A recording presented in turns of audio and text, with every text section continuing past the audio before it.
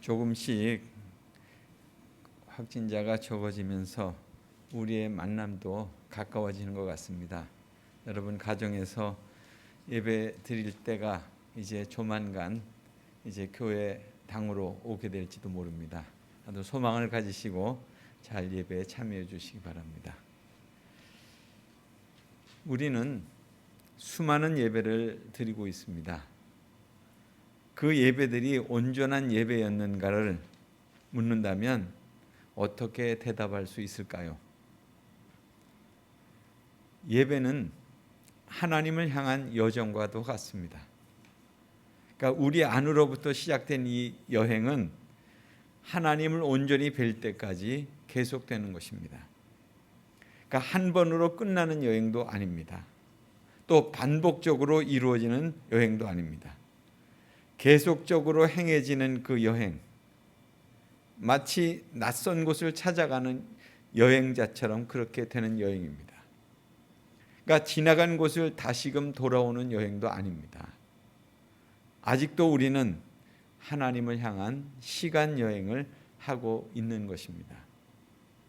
마치 출애굽한 이스라엘 백성들이 40년의 세월을 거쳐서 약속의 땅으로 진입하듯 전진해 가고 있습니다. 아직 도달하지 못한 채 하나님을 향한 여행을 계속하고 있습니다.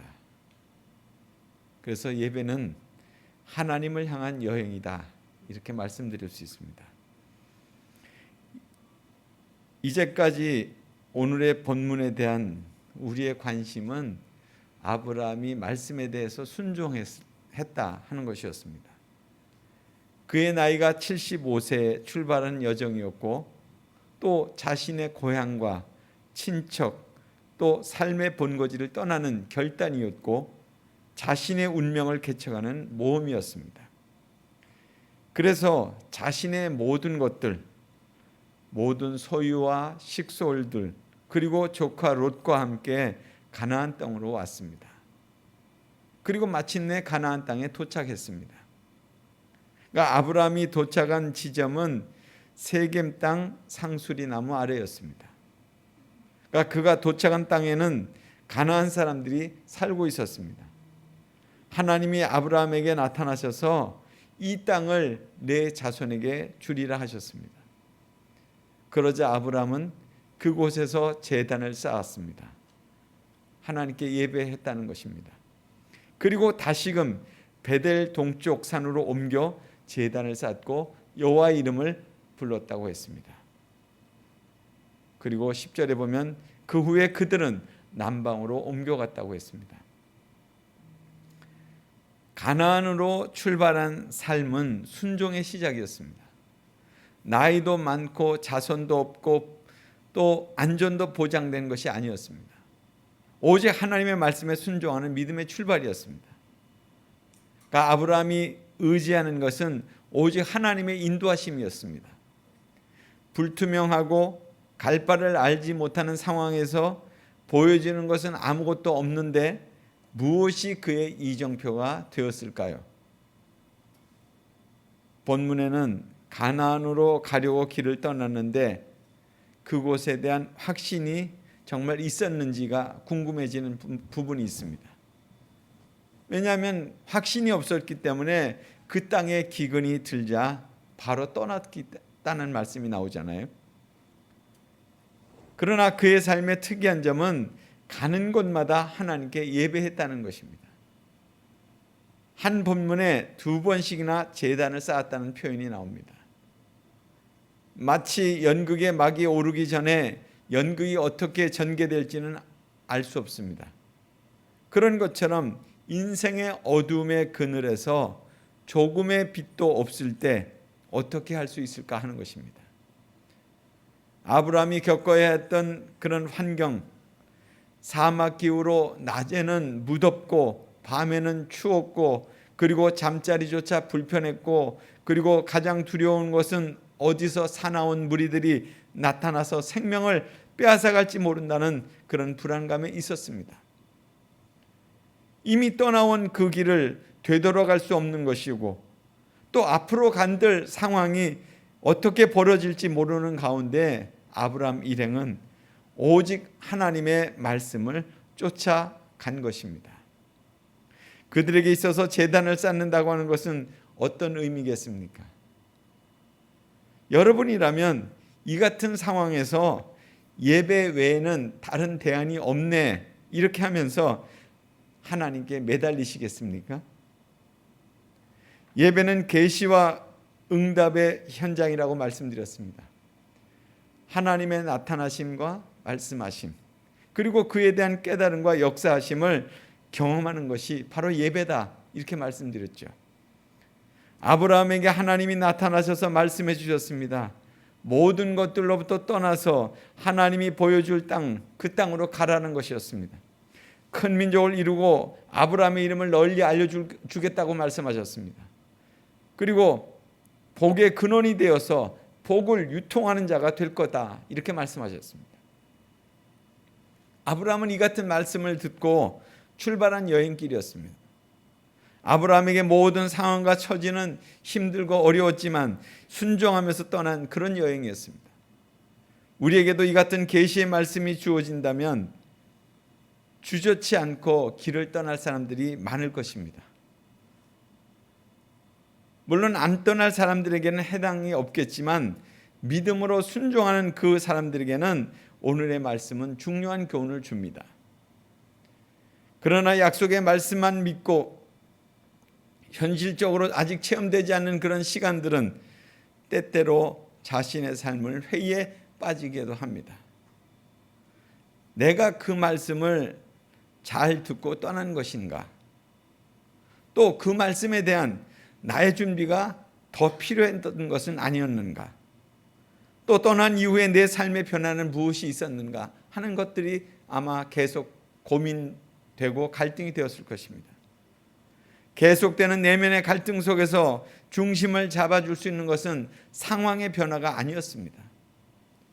사람들이 살고 있었던 가나안 땅에 왔을 때 상수리 나무 밑에서 그는 아무런 응답이 없었습니다. 약속의 땅이라면 아무도 없는 것을 주셔야 하는데 거기에 가나안 사람들이 있었잖아요. 그런데 하나님이 나타나셨습니다. 그러자 아브라함이 제단을 쌓았습니다. 응답을 기다린 것입니다. 정말 이곳이 하나님이 주시는 곳인가요? 아마 그것을 물으려고 했던 것이겠죠. 그러나 아브라함은 다시 자리를 옮겨서 또 제단을 쌓습니다. 그리고 하나님의 이름을 불렀습니다. 하나님의 응답을 기다렸는데 없었다는 것입니다. 그리고 떠나 다른 남방으로 길을 떠나게 됩니다. 그러니까 예배의 중요한 속성 중에 하나님의 임재 가운데 머무르는 것입니다. 그러니까 계시의 말씀을 주시기까지 또 하나님의 사랑이 느껴지기까지 기다림이에요. 그러니까 기다림의 예배, 그러니까 그분의 말씀이 들려오기까지 우리에게 가장 필요한 예배의 자세는 바로 이 같은 기다림입니다. 오 할레비스라고 하는 이는 하나님의 음성을 듣기 위해서는 잠잠함이 필요하다고 말했습니다. 잠잠함과 관련된 가장 큰 복은 영혼의 소리를 들을 수 있다는 것이다. 영원한 분이 우리의 양심에 대해 말씀하실 때 그 음성을 들을 수 있다는 것이다. 이렇게 말했습니다. 제가 금년 첫 주에 소개했었던 린다 딜로우의 일상의 예배라는 책에서 바깥 세상에서 들려오는 아우성과 내면의 혼돈을 멈추며 하나님께 예배드리는 법에 대해서 영어 단어 스틸이라고 하는 단어로 그는 오행시를 만들어서 소개를 했습니다. 그러니까 일상에서 예배를 어떻게 드릴 것인가 하는 것을 소개한 거예요. 그럴 때 첫 번째가 잠잠함을 구하라였습니다. 그러니까 잠잠함을 누릴 수 있는 시간은 저절로 생겨나지 않는다는 거예요. 예수님도 홀로 잠잠할 수 있는 시간을 그냥 생기는 것이 아니라는 것을 알고 계셨다는 거죠. 그래서 잠잠할 수 있는 시간을 내시기 위해서 전념하셨다는 거예요. 예수님의 내면은 잠잠한 가운데 있었지만은 그분은 잠잠한 환경을 자주 찾아다니셨다는 겁니다. 이처럼 집안에서든 직장에서든 잠잠할 장소를 찾아야 합니다. 출근하는 차 안에서도 아이들이 몰두할 수 있는 거리를 준비해 주고 나면 나만의 골방을 찾으라는 거예요. 두 번째는 일상에서 잠시 물러서라입니다. 살아가면서 하루의 시간을 만들라는 거예요. 최소한 일주일에 하루는 그런 시간을 물러서는 시간을 만들라는 거예요. 안 되면 한 달에 한 번, 더 안 되면 1년에 하루를 만들라는 거예요. 그리고 그 시간을 어떻게 사용할 것인가를 또 예시해 주고 있습니다. 집 밖 카페에서, 조용한 카페에서 커피를 마시면서 성경을 읽으라는 거예요. 그 다음 거리로 나가서 산책을 하면서 주님과 대화를 해보라는 거예요. 4시간 정도 그런 시간을 보내고 나면 일상의 소란과 내면의 혼돈은 잠재워진다. 이런 처방입니다. 그리고 세 번째로는 기도의 시간을 늘려라. 기도의 시간을 늘리라는 겁니다. 그러니까 리차드 포스터가 외부의 시끄러움과 내면의 소란스러움을 잠재우는 그런 기도문을 그는 사용했다는 것입니다. 그 기도문은 이렇습니다. 오 주님, 제 마음이 시끄럽습니다. 바깥 세상이 조용해져도 내면의 아우성은 끝이지 않습니다. 오히려 더 심해지는 것 같습니다. 제가 많은 일들로 분주할 때 내면의 시끄러운 소리는 그저 멀리서 들려오는 소음에 지나지 않습니다. 그러나 모든 일을 끝내고 조용히 있을 때 그 소음은 저절로 커집니다. 크레센도로 점점 크게 울리는 장엄한 교향곡 같지는 않습니다. 그보다는 그릇들이 깨지고 냄비들이 부딪히면서 내는 귀가 멀듯한 그런 소음입니다. 무엇보다도 곤란한 것은 내면에서 벌어지는 그 혼란을 조용히 삼키지 못하는 무력감을 느낍니다. 사랑하는 주 예수님, 주님은 한때 바람과 파도에 평화를 명하셨지요. 제 마음에도 샬롬을 명해 주십시오. 조용히 인내하며 기다리겠습니다. 제 존재의 깊은 곳에 잠잠하라, 고요하라는 주님의 사랑의 명령을 받아들입니다. 아멘. 이렇게 기도하는 거예요. 이 기도문은 제가 밴드에 올려드리겠습니다. 또한 공책에다가 노트에다가 정신을 산만하게 하는 것들을 계속 적어보라는 거예요. 그래도 집중이 안 되면 시편이나 다른 성경 말씀을 큰 소리 내어서 읽으라는 거예요. 그리고 네 번째는 바깥 세상의 소음을 차단하라는 것입니다. 정신을 산만하게 하는 것들을 차단하기 위해서 노력하는 겁니다. 잠잠히 있는 법을 가르쳐달라고 하나님께 기도하는 것입니다. 그리고 이분들은 기도용 이렇게 숄 어깨에 쓰는 거, 뒤집어 쓰는 거 있죠. 빛이 안 들어오게 딱 막는 그런 기도용 숄을 쓰거나 아니면 이어폰을 귀에 꽂아서 예배 음악을 듣는다는 거예요. 이렇게 해서 바깥 세상의 소음을 차단하라는 거예요. 그리고 다섯 번째로는 20분간의 예배 체험법을 익히라고 이렇게 또 제안하고 있습니다. 그러니까 잔잔한 예배 음악을 틀어놓습니다. 하나님 앞에서 잠잠히 있는 법을 가르쳐달라고 기도하는 것입니다. 그리고 시편 131편 이스라엘 백성들이 성전에 올라가면서 불렀던 그 노래를 계속 기도문으로 읽습니다. 하나님과 친밀해지고 그분의 임재 안에 잠기기를 기도하는 것입니다. 참 그런 면에서 우리가 본다면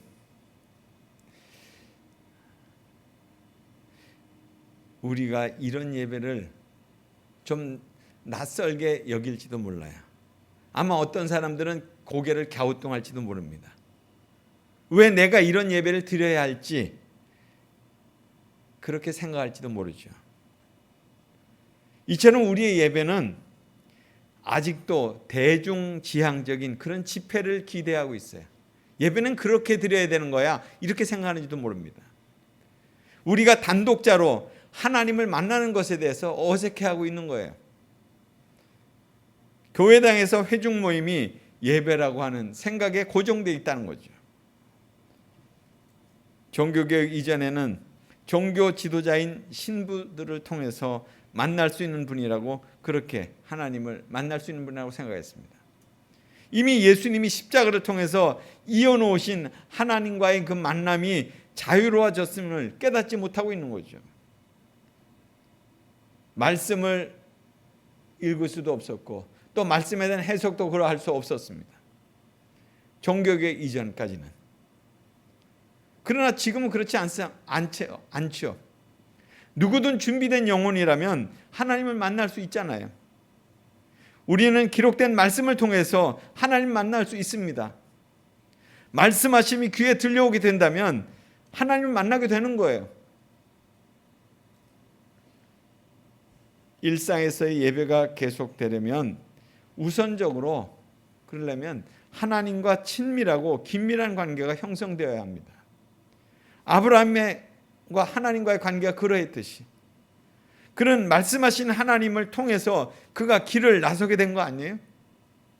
어떻게 아무 말씀도 안 듣는데 그렇게 자기의 고향과 친척과 본토를 떠날 수 있었겠습니까?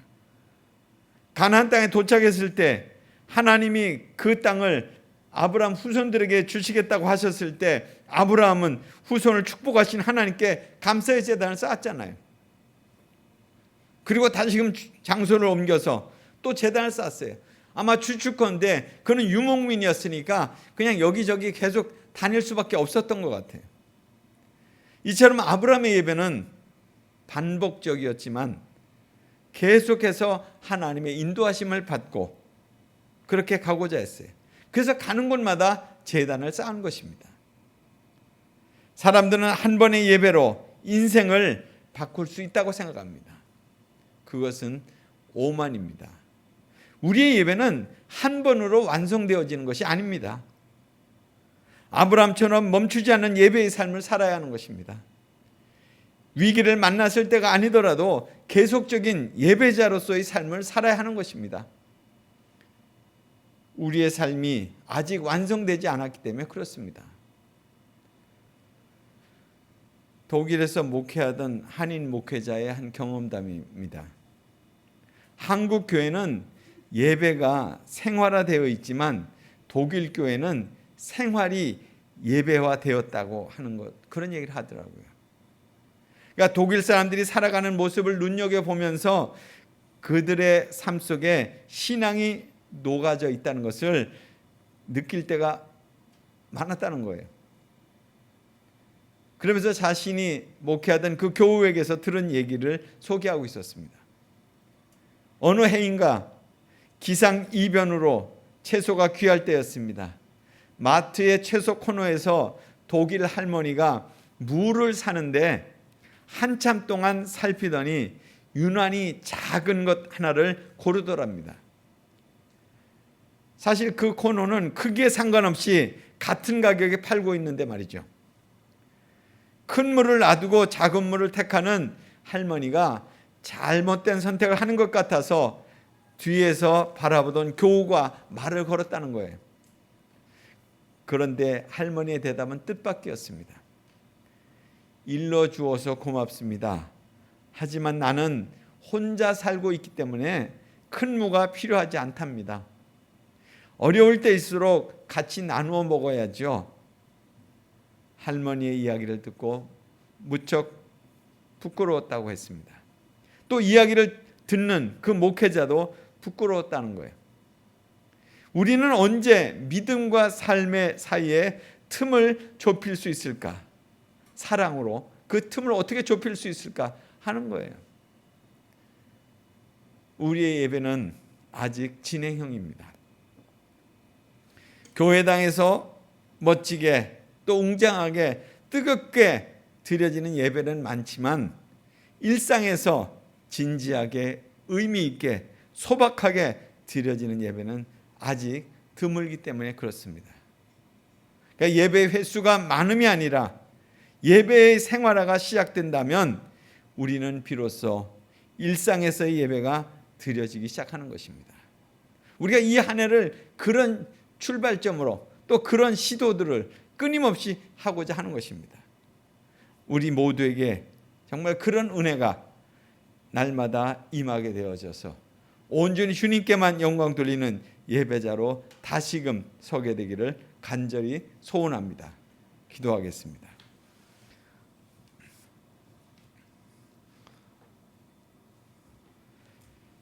하나님, 오늘도 우리가 아브라함의 예배를 통해서 우리가 어떤 예배자로 살아가야 될 것인지를 깨닫습니다. 참 힘들고 어려운 상황 가운데 있었지만 끊임없이 주님께 제단을 쌓고 주님의 뜻을 물었던 것처럼, 또 그의 일상에서의 삶을 주님께로부터 인도함을 받기를 원했던 것처럼, 오늘 우리가 예배할 때에는 생활이 예배화될 수 있는 그런 자들로 거듭나게 해 주옵소서. 그래서 일상에서의 우리의 모든 삶의 순간들이 하나님을 만나는 그런 복된 예배의 자리가 되도록 축복해 주옵소서. 예수님 이름으로 기도드리옵나이다. 아멘.